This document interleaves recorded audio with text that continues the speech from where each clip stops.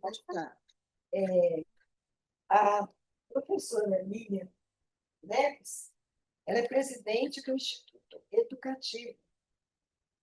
E esse instituto foi criado a partir de professores daqui da origem, um conjunto de professores, e chegou um momento que o grupo, inclusive eu fiz parte desse grupo, e o grupo diretor resolveu dar uma parada e trazer sangues novos, sangues disruptivas, e a professora Lívia, então, assumiu como diretora, aliás, como presidente do Instituto Educativa, do qual eu me orgulho muito de ter participado.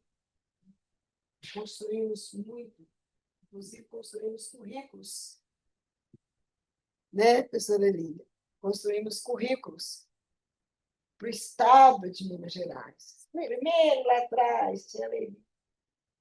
Depois a gente veio chegando para cá. E a professora Lília, gente, celular que está ficando velho, pior do que a dor.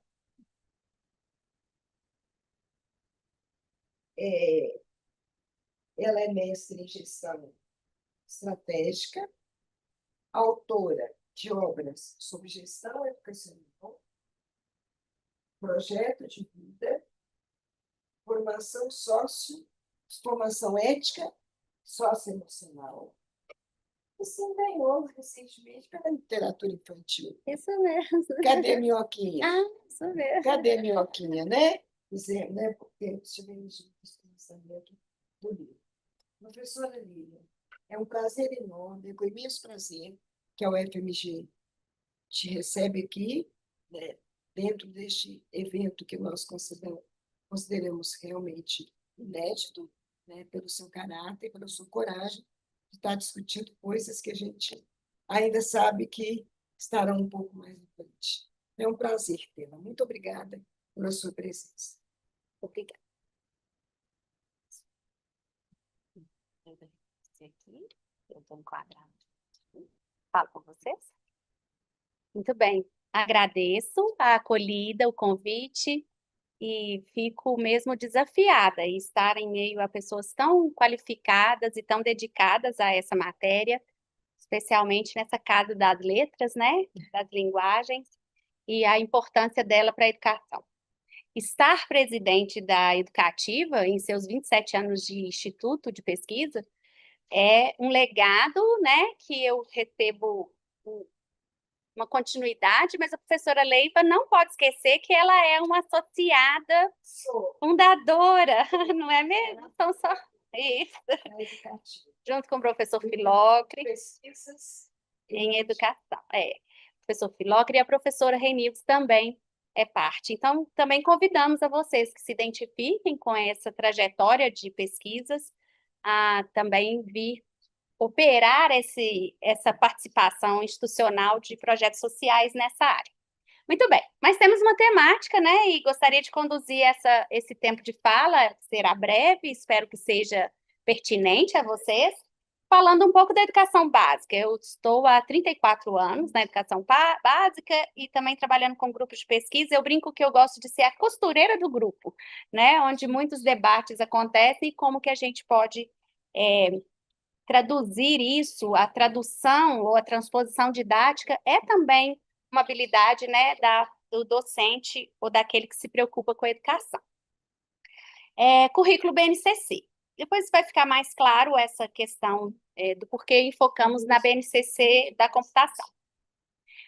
O Instituto Educativo já foi apresentado, há o convite aí, o currículo foi rapidamente, porque ele é realmente secundário nessa hora, mas diz do nosso lugar de fala, tá bem.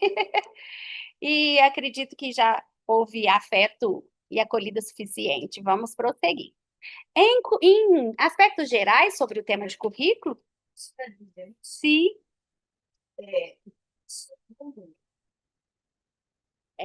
o professor Romulo Souza, que será o seu debatedor. Tá bem. Ele já está na tela. Então vamos cumprimentar. Eu sei. Professor Rômulo, quer abrir o seu microfone e pronunciar-se aí um pouco na abertura? Você pode continuar depois. Eu continuo? Tá bem. Então, prosseguindo, agradeço aí a interlocução do professor Rômulo. Os currículos, né? Currículo é pista de corrida, se fôssemos pela etimologia. Então, quando traduzimos essa importância da referência curricular para uma educação, especialmente aqui a básica, nós estamos dizendo o que é que gostaríamos de contribuir para a formação desses sujeitos únicos e repetíveis, como diria Hannah Arendt, nessa nossa vida. Então, os educadores se preocupam em dizer o que seria relevante conter na trajetória, né, ou no percurso formativo educacional de suas crianças e adolescentes e jovens. E é sempre um enquadramento, né? Eu gosto dessa fotografia, parece uma moldura, porque toda fala sempre fala de um recorte. Existe um contexto que é muito maior, mas até pela brevidade da nossa participação, nós temos que fazer esse recorte intencional de enquadrar do que é que vamos tratar, afinal de contas, do tema currículo. E ele está em movimento. Então, quando falamos de corredores, corredores se perfazem também na corrida, né? Então, eles se constituem com a matéria dos saberes, dos conhecimentos e das suas experiências de vivência. Então, como traduzir elementos ou construtos novos, como tecnologia, que está em movimento, com pessoas em formação num currículo em movimento? É muita movimentação, né? Para a gente ficar redundante. Mas, enquanto nós pensarmos a IA como ninguém sabe responder, nós teremos problema, ou ela está contida nessa caixinha, nós também teremos problema. Ela já é uma matéria que não é nova nas escolas de ciência da informação, ela está aí até anterior à década de 90, mas ela tomou um volume muito grande com as teorias de machine learning, né, a máquina e a sua capacidade de aprender, a estruturação de algoritmos, e ainda mais com essa nossa capacidade de gerar linguagem a partir dos seus dados. Então, quando falamos de IA, especialmente aqui falando de IA generativa, nós teríamos um repositório de dados e ela, por alta correlação entre aquelas informações, produz textos. É muito interessante nós lembrarmos que ela não entende o que ela escreve. Então, quando a gente diz assim, ela até produziu um texto que me diz isso, esse é um equívoco, porque ela está fazendo combinações dos dados que ela teve acesso e transformando numa nova saída de texto. Por vezes ela alucina, o professor pela manhã, o professor Walter fez bastante exemplos para nós, né? E que a máquina alucina e o homem delira. Por exemplo, de colocar pedra na pizza. Então, perguntando para ela sobre pizzas, ela fez uma receita de pizza que tinha por ingrediente pedra. Porque pedra e pizza têm alta correlação, mas para nós é pizza na pedra e não pedra na pizza. Mas para ela isso era um dado quase irrelevante. Muito bem. Então, aquilo que se tem de produção de conhecimento é aquilo que vai sair nos outputs dos resultados que ela está processando. Então, quando a gente vai perguntar aspectos da ética, como foram as questões aí de etnias, de racismo ou de tendências étnicas, né, nas suas respostas, ela, na verdade, está compilando informações dos dados que tem produzido no seu banco. Quais seriam saídas possíveis? Que nós possamos ter uma produção de novos dados. Quem gosta, então, de uma vertente mais decolonial, né? Que saber é esse? Produzido onde? Está gerando poder para quem? Então, essa saber é poder, né? Mais Foucaultiano aí, também vai dizer qual é o interesse da produção desses conteúdos. Então, nós tivemos abordagem já nas falas anteriores sobre política, sobre o recorte, sobre a ética. Da ética, eu gosto desse recorte intencional, principalmente ela aplicada à educação, que é uma ética voltada a valores e bem comum, né? Então, quem está se beneficiando? Será que todos estão se beneficiando? São perguntas que nos cabe falar. Então, tecnologia e educação, me lembro também de um livro do sociólogo Collins, ele é um britânico, e ele escreve um livro sobre o Golem está à solta. Golem é um ente, uma mitologia judaica, que fala de um homem, de um bicho de pedra, bem desengonçado e que estaria à defesa do seu dono, né? Só que ele não é tão perfeito, ele tem muitas lacunas, e ele vai comparar esse golem à ciência e à tecnologia. Quando nós olhamos para a ciência e parece ela ser uma coisa muito perfeita, ela também é cheia das suas divergências, das suas áreas de silêncio, das suas controvérsias, dos seus posicionamentos. Então, de que IA é essa que nós estamos falando que está produzindo conhecimentos ou produzindo ciências? A pergunta não é aqui para a gente responder, mas ela nos problematiza. Como que eu vou, então, pegar esse objeto, né, esse movimento amorfo ainda, e dizer que eu estou aplicando para a educação básica e que vai ter um sucesso ali?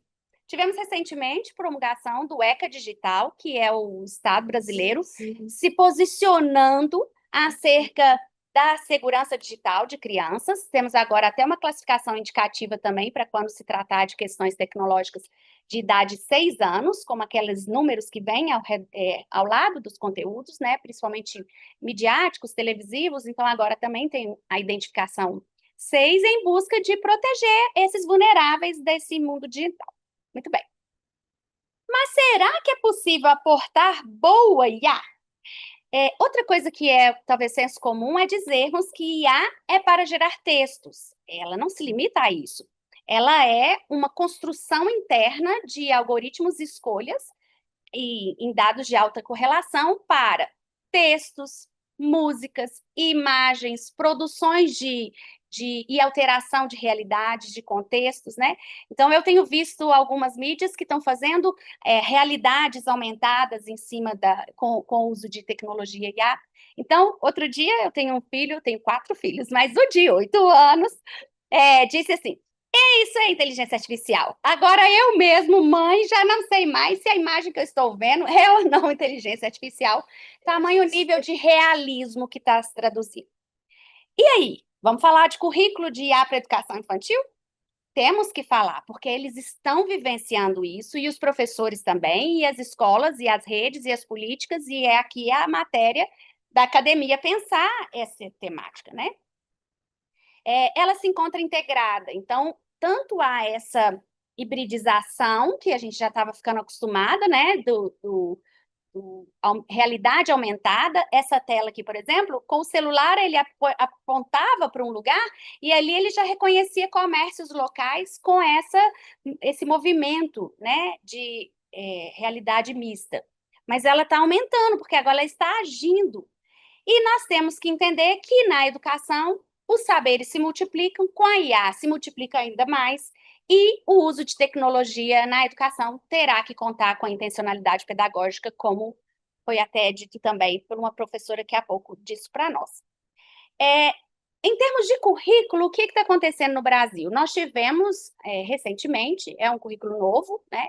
Há outros lugares do mundo que já estão na sua 16ª versão de currículo nacional, como Dubai, como Canadá, está aí já também sabendo como é que gerencia, se aquilo que está proposto nos currículos está mesmo alcançando os estudantes. E nós temos agora um mundo de tecnologias e computação que pode acompanhar as aprendizagens, né? Então, é um desafio, a IA como gestora de um processo de aprendizagens. A segunda coisa aqui que essa tela nos traz é que a BNCC é a base da construção de currículos. Então, ela não se resume como referência única curricular, ela teve seus desdobramentos regionais, quando a gente foi vendo municípios e estados se desdobrando e acrescentando contextos e regionalidades, essa BNCC já tomou uma forma aumentada. Também tem os contributos de quem produz conhecimentos, então as redes de educação ou os sistemas de produção de livros, né, de livros didáticos, eles também acrescentam currículo à medida que fazem suas trajetórias de percurso formativo ali. E, por fim, as escolas, que também, ao dizerem do seu contexto local, da sua vida comunitária, da sua história de formação, ela também acrescenta ao currículo de formação. Então, quando dizemos o estudante está tendo qual currículo de referência, essa é uma escadinha de crescente que não é simplificada, né, em dizer só que temos a BNCC.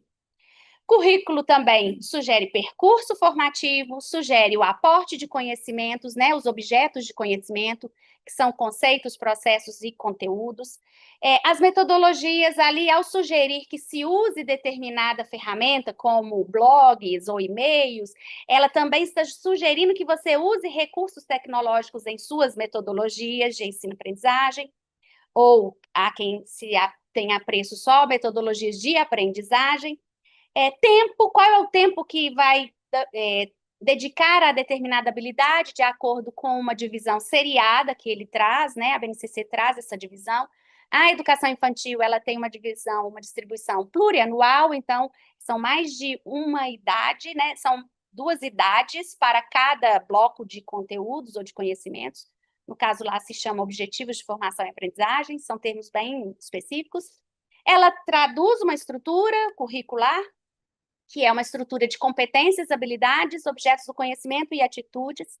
Ela também tem sua intencionalidade formativa, como contribuir para esses sujeitos de aprendizagem, e ela traduz também um discurso. E é nessa pauta que muito da discussão, até das matrizes do ensino médio, que discurso é esse que nós estamos trazendo, né, entre rede privada, rede pública, entre exclusão dos estudantes. Então, falar de currículo não é simples, mas é o que a gente tem tido apreço aqui para trazer para vocês hoje. O trabalho, então, é uma citação aqui que eu trago do suíço, Philippe Perrenot, que é: o trabalho só terá sentido se acarretar aprendizagens. Então, como é que nós vamos mobilizar uma referência curricular tão rica, usando de metodologias, de instrumentais tecnológicos?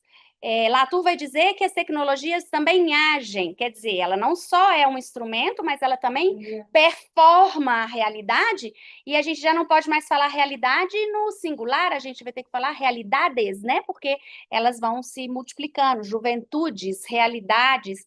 Então, estamos com uma realidade sendo performada. Mas então, vamos buscar as aprendizagens. Eu queria enfatizar 4 aspectos desse tema.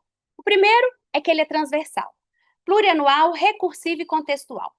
Ele é plurianual porque essa é uma escala de desenvolvimento da pega do lápis, que é muito próprio também para quem está trabalhando literacia, né?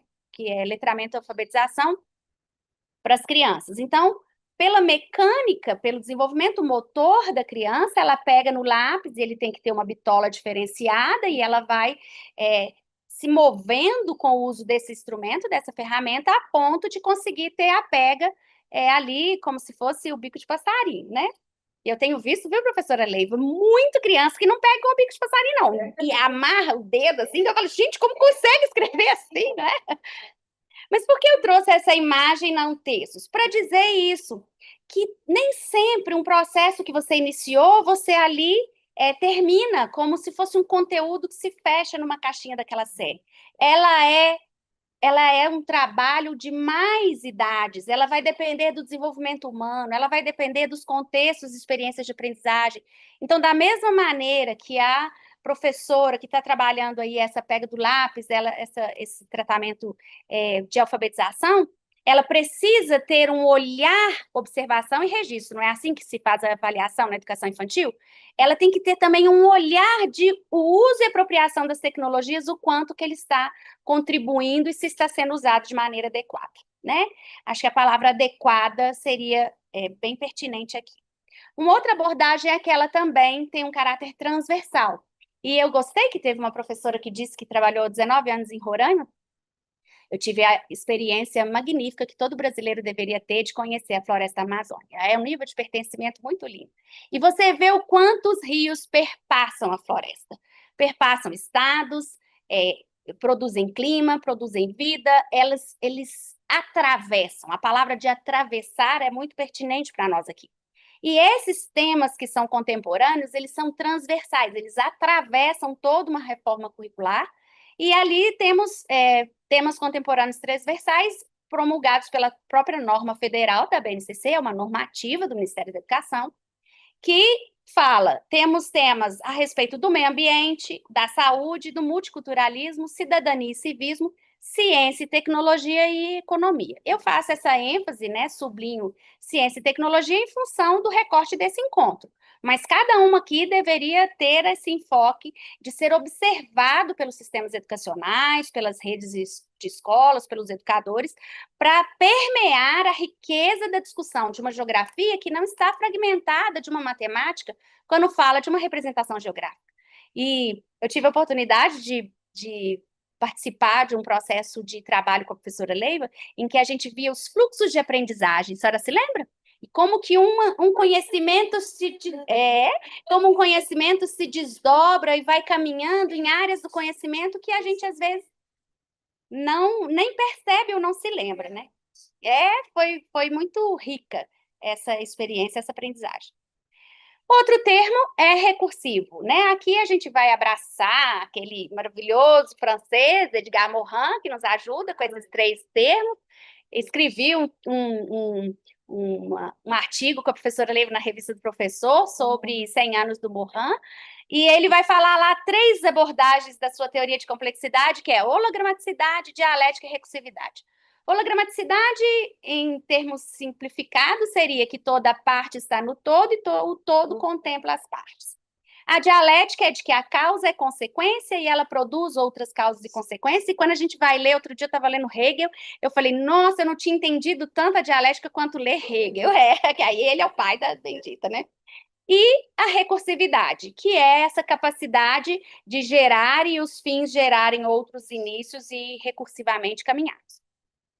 Pensar em modificar uma forma de aprender, incluindo tecnologia, é um efeito catraca, que a antropologia e a economia vão gostar desse termo, do efeito catraca, é que não tem mais volta. Ela é recursiva, ela vai se apropriando. Então, falar desse tema é recursividade para nós. E, por fim, é contexto. É linguagem contemporânea, é falar para sujeitos desse tempo, né? Imagina como seria educar no século XII, no século XV. Certamente não teríamos essas conjecturas que aqui estamos. Então, falar disso é falar desse sujeito do presente, pensando e olhando para o seu futuro, performando o seu futuro, né? Eu trago aqui só um resuminho dos domínios genéticos de Vygotsky, que é o desenvolvimento. Vygotsky é um teórico que vai pensar o desenvolvimento a partir do contexto de vivência, né? E não só a partir da maturação biológica. E ele vai falar: vocês querem saber como aprende o ser humano? Você, então, tem que entender como aprende a espécie humana, que é esse contexto mais externo que ele chama de filogênese. Então, todos os estudos acerca da aprendizagem humana, como pensa, enfim, filogênese. Vocês querem mesmo, então, entender como aprende o ser humano? Então, você tem que fazer um estudo da história daquele sujeito. Qual é a cultura? Qual é o microcosmos? O que o circunda? Ele é um teórico sócio-histórico por conta disso. Ele vai pensar a história e a cultura daquele povo. Aprende-se a partir daquela cultura. Por fim, terceiro e quarto, a ontogênese. Você quer saber como aprende esse sujeito? E você vai, então, ter que identificar características de sua personalidade. Um é mais extrovertido, outro é mais consciente, o outro é mais sociável, o outro consegue se abrir à inovação, que não quer nem saber o risco, às vezes, que decorre de uma inovação 100% hard, né? Inovação pertinente que temos que buscar. E, por fim, o ato individual, aquela insight, aquele eureka. Por que estamos falando disso tudo? Dá para imputar tecnologia em todos esses aspectos. Sobre estruturas do ser humano, sobre contextos de vivência, sobre especificidades de personalidade e características pessoais e sobre processos. Aprender sobre eletromagnetismo deve ser bem diferente do que aprender sobre interlocução. Não é, professora? Essa é a sua matéria.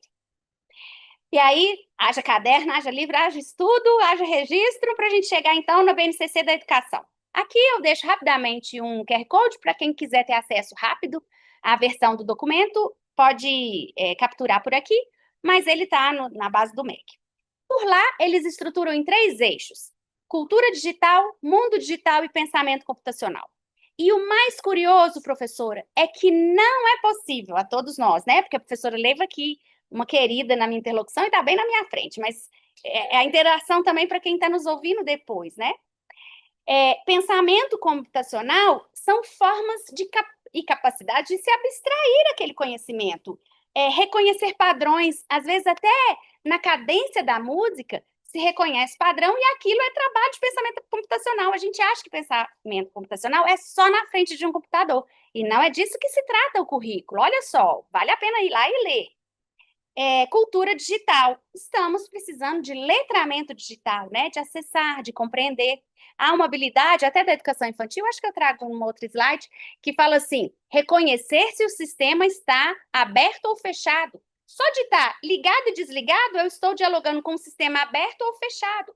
Então, são conhecimentos de uma cultura digital que eu estou me apropriando. Aqui eu vi a plaquinha, ligar o som, on-off. Aquilo é pensamento computacional para por certo, bem elementar, mas para um crescente de se pensar essa matéria já presente em nosso meio. E o mundo digital, né? Como são os dados, como eles se classificam, que tipo de processamento eles passaram. Essa imagem que você está vendo, ela foi modificada, então são apropriações, tomadas de consciência. Só para dizer que eu não traduzi um pedacinho aqui para vocês, na educação infantil, veja só, reconhecer padrão de repetição em sequência de sons, movimentos e desenhos. Olha, então quando eu faço a trabalho de seriação e sequenciação, é pensamento computacional. Quando eu faço classificação, aliás, os 7 pensamentos matemáticos da educação infantil servem de presente para essa matéria, que é classificar, ordenar, comparar, seriar, sequenciar, incluir. São pensamentos que antes de falar de números, que também tem quantificação, mas antes mesmo de falar que matemática é contar, eu estou com um pensamento matemático. E aqui a abordagem é que esse pensamento se empresta a contribuir para essa alfabetização computacional. E eu posso fazer isso com as canetas aqui de Belo Horizonte, com o Tucumã lá da Amazônia, e eu consigo apropriar sequências de aprendizagem sem tecnologia, que é o que ele vai chamar aqui de computação plugada ou desplugada. Então, eu posso fazer com elementos eletrônicos, ou o plugado, como também com elementos próximos de contexto, que seria desplugado. Bem, e aí eu caminho aqui com agora uma série de imagens só para nos provocar. São muitos botõezinhos possíveis de se regular essa mesa de som. É bem analógica essa imagem, mas é uma ação de intencionalidade do professor. Eu agora vou escolher essa sequência didática em função dessa capacidade de contribuir com essa experiência. Agora é hora de eu sistematizar, já vivemos experiências demais, eu tenho que trazer um nível de conceituação nisso.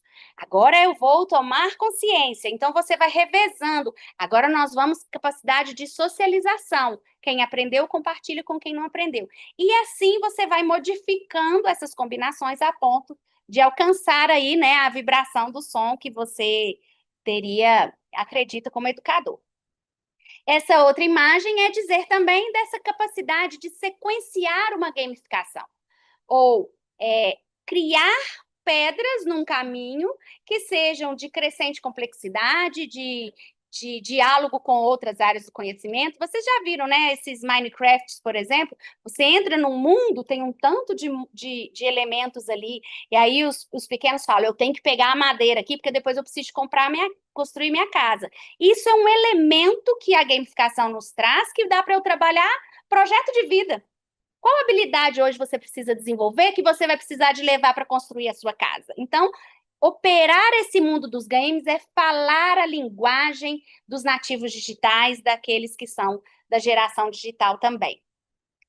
Teve um certo exagero nesse tema de gamificação, que foram muitas moedinhas que essas crianças estavam ganhando, que voltamos aos debates behavioristas de reforço positivo. Sabe, professora? Mas fica aí aberta a lacuna das perguntas. Esse aqui ainda tinha coraçõezinhos lá em cima, que parece ser as vidas, mas que isso há mesmo. Ela é mais uma ferramenta. Esse marceneiro, esse operário aí da reforma, parece o nosso professor. Ele vai usar os espaços de aprendizagem verde, ele vai usar os recursos tecnológicos de uma sala digital, ele vai usar o ágora de um espaço de debate da filosofia e vai costurar ou construir as experiências de aprendizagem e interação com seus estudantes. Então, tecnologia aumentou um bracinho desse professor aqui, viu, professor? Aumentou. Esse cinto dele está cheio. Também é lugar de reconhecer as diferenças. de individualizar experiências, de questionar discriminações, sejam por idade, por capacidades, por etnias, por religiões, seja qualquer intolerância que esteja se manifestando, ainda assim, o espaço digital é um espaço que tem que ter isso como denúncia, como reflexão, como posicionamento nesse reconhecimento das diferenças. Eu tentei aqui trazer perfis diferenciados para a gente perceber isso. E é uma explosão de cores e de possibilidades, né? Eu brinco, eu tenho uma característica que chama sinestesia, professora, é meio uma bizarrice, que as palavras que eu falo têm cores. Bem, eu misturo dois sentidos. Então, para mim, quando eu falo, eu também estou construindo um tanto de cores, e a paleta é muito grande. Então, parece-me assim, que quando a gente constrói uma experiência, uma vivência, um currículo, uma formação de professores, a gente constrói possibilidades, e elas podem ter tantas cores que acabam deixando também essa vida com uma estética diferente, né? A gente acha que às vezes é só ruidoso, né? Pensar em tecnologia, ela também pode trazer cor e pode trazer estesia, né? Que é a nossa capacidade de ativar sentidos. Que ela seja em boa estrutura, né? Que ela se ancore em bons dados, em qualidade de dados. Então, falar de IA também não é só navegar no grande mar da internet. Eu posso construir estruturas de inteligência artificiais dentro de um repositório específico de dados. Por exemplo, um jornal, uma Folha de São Paulo, Estado de Minas, ele constrói uma inteligência artificial para ler as suas edições do seu centenário aniversário e ali construir resultados em IA para você. Ou seja, quando eu estruturo uma IA em cima de uma base de dados de referência, de qualidade, fazer isso com um repositório de universidade, ele me entrega dados de combinação com fontes de credibilidade de dados, né? Não sei se ficou claro, mas é isso. Qual dados estamos escolhendo usar para construir as nossas sentenças e as nossas combinações novas? E é um convite ao futuro, né? Sim. É um convite a olharmos, ainda que a gente não saiba, quem faz estudos de futurologia, né? Não de ler o futuro, não disso, mas de prospecção de futuros, né? Tem documentos, por exemplo, do IPE, Instituto de Pesquisas Avançadas em Economia, no Brasil, que ele fala sobre futuros, e aí ele vai falar que há futuros que são prospectáveis. Você vai vendo o encadeamento de certos movimentos, né? Então, qual que é o nível de desenvolvimento econômico de uma região, qual área está abrindo oportunidades, qual está em crescimento. Então, recentemente eu tive leitura de um relatório da Fundação João Pinheiro. Eu sou uma negação com as sílabas, aí eu vou na palavra inteira. E aí, eles dizendo que em 2030 nós teremos alcançado em Belo Horizonte, falamos daqui, né? Quem está nos vendo em outro lugar, nós teremos alcançado a mesma quantidade da população de jovens, equiparando-se à quantidade de idosos, né? E em 2042, os idosos dobram em quantidade da população em Belo Horizonte. Então, quando eu leio esse dado, eu consigo prospectar futuro, porque eu consigo ver que há um movimento de envelhecimento da população local, tanto eu posso abrir e estruturar uma vida de qualidade para essas pessoas, quanto atrair desenvolvimento econômico para que os jovens permaneçam, para que haja empregabilidade. Então, são dados. Nós estamos mexendo com dados e esses dados, sim, falam de futuro, falam de possibilidades e está para nós a ética, porque ética não é pensar em bondade. Ética é ser bondoso, é ser justo, é ser honesto. Então, ela é um convite à ação moral. A ética é um convite à ação. Então, que a inteligência artificial nos convide, vamos de novo, que a inteligência artificial nos convide a essa ação refletiva, reflexiva, de pensar que futuro queremos e como podemos performar essas novas realidades. Acho que era essa a contribuição. Quero terminar só com a poesia. As palavras só têm sentido se nos ajudam a ver o mundo melhor e aprendemos palavras para melhorar os olhos, nos diz esse saudoso e querido Rubem Alves. Aí são os pormenores de uma conexão. Vocês mandem um oi, a gente se fala por aí.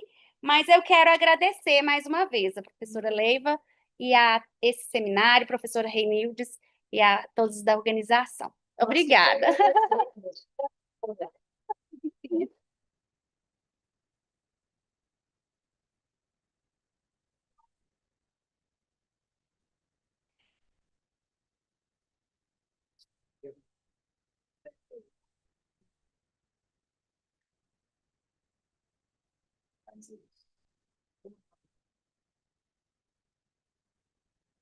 Eu fiquei sabendo que esse moço aqui só faz pergunta difícil, professora Leiva. Vamos ver qual pergunta difícil que ele vai fazer.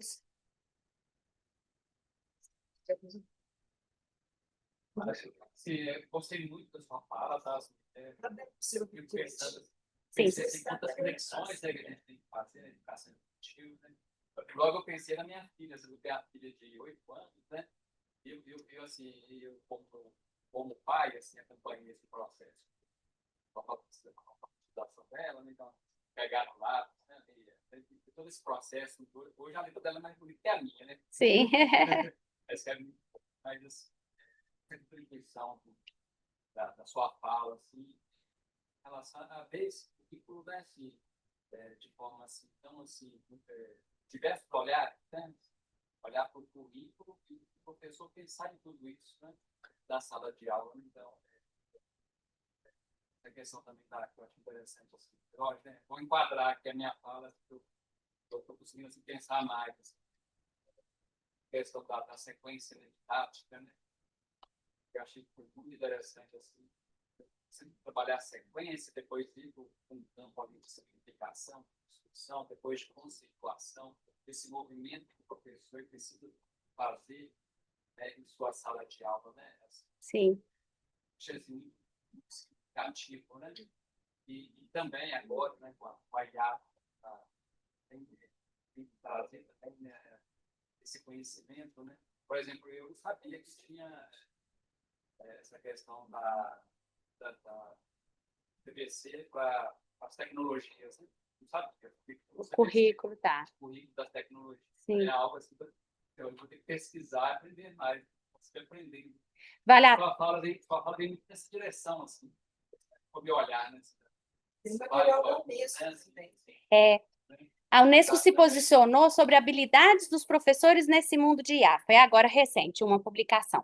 Já a BNCC da computação, ela tem uma data de implantação, todas as escolas, por isso que havia esse apreço, né, professora, da gente vir falar sobre educação básica aqui no seminário, porque até 2026 todas as escolas têm que ter já adaptado seus currículos e seus planos de estudo, de ensino, para cumprimento dessa BNCC, que é um anexo à base, né? Mas ela é base também, ela veio depois da promulgação.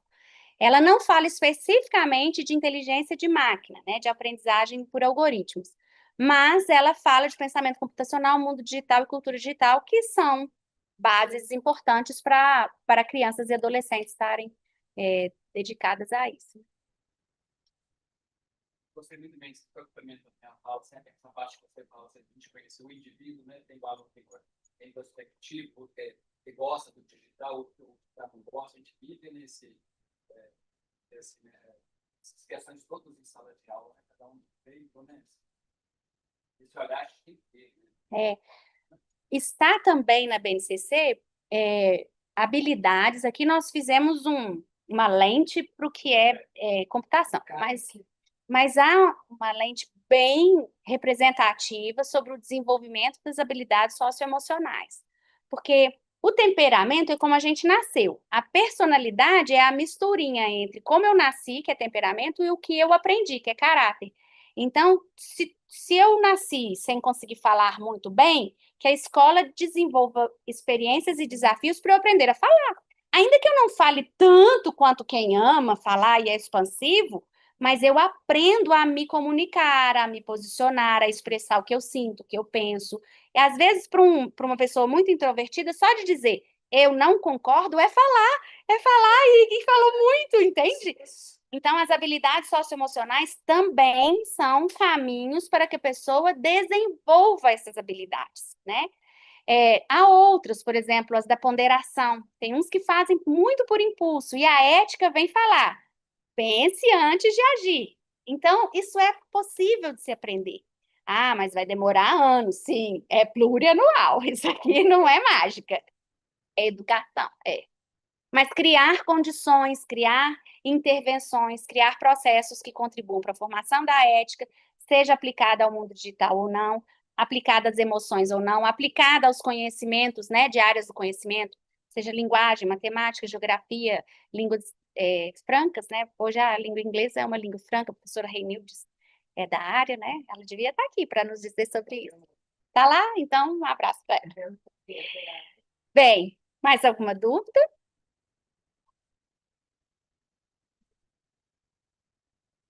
Ah, então tá bem. Então, nessa consideração aqui, da gente trazer a pergunta mais próxima do microfone, foi muito mais uma apreciação do professor aqui, né, fazendo considerações, e a gente foi fazendo uma interlocução dialogada. Dúvidas? Gente, eventos. Então, vamos lá. Que uma das minhas preocupações com o BNCC é o problema da interdisciplinaridade, porque tem aqueles temas que são transversais, mas eu não vejo como interdisciplinaridade, porque a computação é um caso típico, ela permeia todas as disciplinas, como também todas as disciplinas permeiam a computação. Então, acho que é difícil fazer, como os nossos professores aprendem disciplinarmente, né? Muita disciplina, né? Eu não vejo ele aprendendo a fazer essa interdisciplinaridade e acaba que a sala de aula reproduz a disciplina estanque, né? A não ser nesses, que eu não sei como que vai funcionar, né? Que envolve eles trabalhar em conjunto comigo. Professora, você pode repassar para nós o que te falou? Claro, claro. Uma consideração muito pertinente que o professor nos trouxe é: se a BNCC se estruturou por disciplinas e os professores nas suas universidades também se formam disciplinarmente, né? Você vai para um curso específico de uma área de conhecimento. Como então fazer acontecer um currículo que está pensando em transversalidades, em diálogos, às vezes até interdisciplinares, né? A primeira coisa que eu gosto, professor, foi de um antropólogo. Eu gosto muito da obra dele, que é do Latour. E ele vai falar que é um desserviço essa fragmentação, porque o mundo não é fragmentado. Mas para eu me especializar, eu aprofundo num recorte que cada vez mais vai tomando forma de uma disciplina que parece que existe apartada das outras, né? Mas a vida não é apartada, ela é inteira. Então, esse é um desafio, tanto das escolas de formação de educadores, então as licenciaturas, elas precisam traduzir aspectos da formação humana, da formação socioemocional, de projetos de vida, de diálogos interdisciplinares dentro dos seus currículos. Então, é uma questão que está para as universidades. Quanto à própria escola oportunizar esses diálogos entre professores de uma mesma série. Eu te digo que já é uma limitação operacional de um documento nacional dividir em séries. Mas eu perguntando para quem deu origem à série, porque eu tive a oportunidade de perguntar isso diretamente para o professor Francisco. E o professor Chico, aqui da Estatística, da UFMG, esteve à época na aprovação, e ele disse o seguinte: que foi uma decisão intencional para conseguir operacionalizar a formação de professores, implantação dos currículos nas escolas e acompanhamento das aprendizagens. Então, foi um recorte de estrutura curricular que mais se traduz numa praticidade de operar, mas nos limitou. Nos limita no sentido de que um objeto do conhecimento está em diálogo com outros. Outras versões da BNCC, quem acompanhou a sua promulgação, ela trazia, professora, referenciação, ela indexava um tema, por exemplo, cidadania. Ela punha uma marca de um código lá de tema transversal de cidadania em todas as habilidades que estavam vinculadas nessa teia de saber, a partir de um tema transversal. Então, só de você ver aquela habilidade, você já sabia que ela fazia parte de uma outra teia, né? E realmente, nessa última versão, isso não deve ter sido possível, daria muito trabalho, mas não aconteceu. Eu gosto só de concordar contigo. É o desafio de reduzir a fragmentação, de aumentar o diálogo entre as áreas. E um recurso que a própria normativa trouxe é não chamar de disciplina, é chamar de componente curricular. É não chamar de área do conhecimento, como até tem as áreas do conhecimento, mas na educação infantil ele fala de campos de experiência. Então, ela, em sua proposição, espera que esse diálogo aconteça. Acho que são as redes de ensino e os educadores é que vão dar vida a essa partitura que está escrita aí. Sem dúvida, né? Você faz distinção com o que você acabou de falar em relação ao conceito de complexidade do Edgar Morin, Distinção nenhuma. Ele vai até que ele é de se embasar nessa liquidez das coisas, né? O quanto que as coisas não são mais categóricas, factuais, como a modernidade um dia pressupôs. Então, ela, por ser líquida, e tem outros sociólogos também contemporâneos, o Byung-Chul Han vai falar disso no Enxame do Digital, é uma obra necessária ao educador ler. Ele vai dizer da passionalidade, a carta ao leitor afastava o leitor em refletir sobre o que escrevia. O texto imediato de uma rede social, você é agora mais passional do que racional na sua reação. Então, às vezes, você é até cruel, né? Você tem o cancelamento digital, há muitos, o cyberbullying. Então, há muitos perigos nessa temática, especialmente falando de jovens e adolescentes, que precisam de qualificar esse docente para esse diálogo. No enxame digital do Byung-Chul Han, eu só não vou soletrar para você, mas ele é um coreano, e eu fui na Coreia, professora, que lugar maravilhoso. Eu e o marido. Depois eu te conto. Um lugar que é um boom de insights.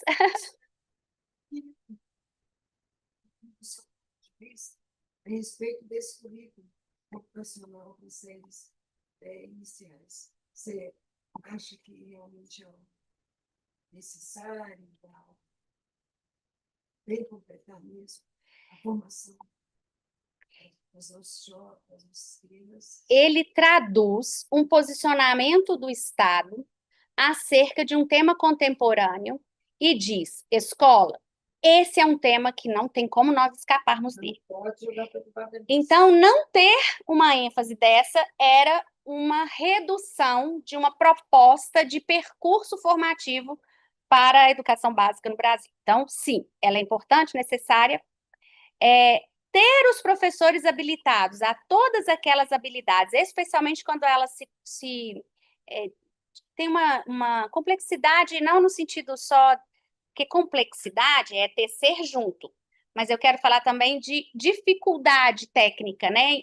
Conhecimentos mais específicos da área da informação, e às vezes um professor não domina mais aquele nível de conhecimento. Aí a gente está entrando, professor, numa dificuldade pragmática, que é qual é o professor que vai tratar essa matéria, uma vez que os horários de sala de aula estão disputando horas para a língua portuguesa, para a matemática, de um currículo, de componentes curriculares, mas que são disciplinas, e que agora eu tenho um conhecimento específico, técnico, necessário, relevante, contextual, transversal, e o professor não está qualificado para poder operar ele.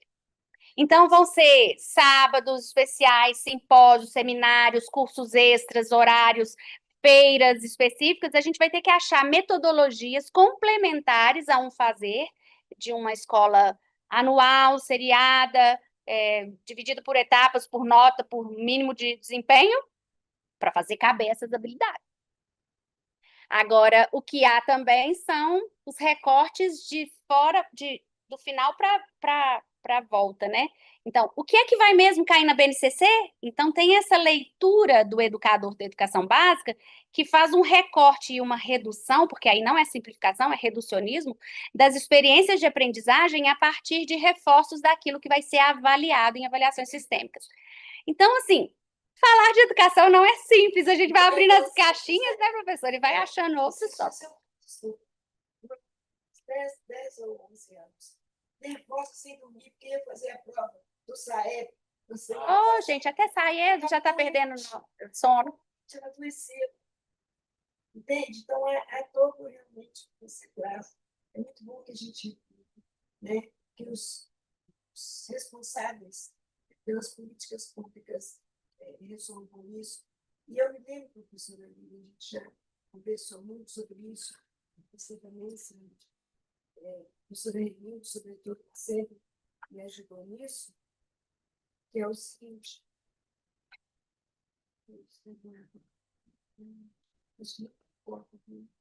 Tá tranquilo, tá tranquilo.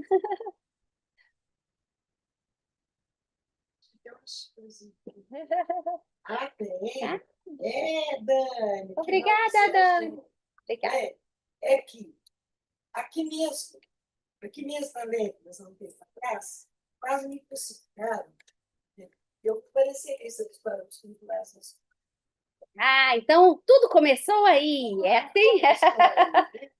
Parecia isso. E eles também. E o que acontece? Uma rejeição enorme aqui no Brasil.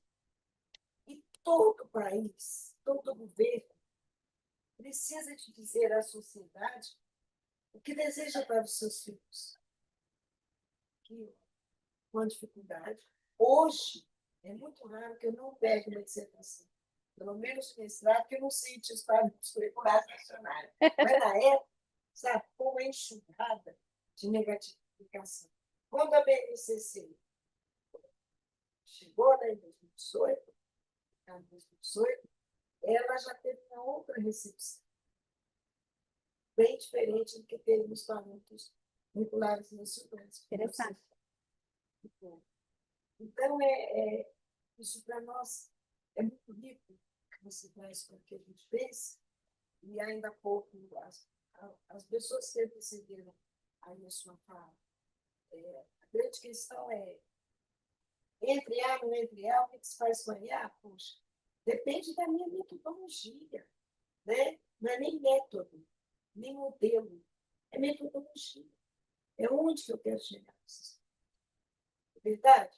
Então, eu penso assim que, ainda bem, temos trilhado esses caminhos. Muito bom. Muito obrigada, viu? Obrigada, eu que agradeço.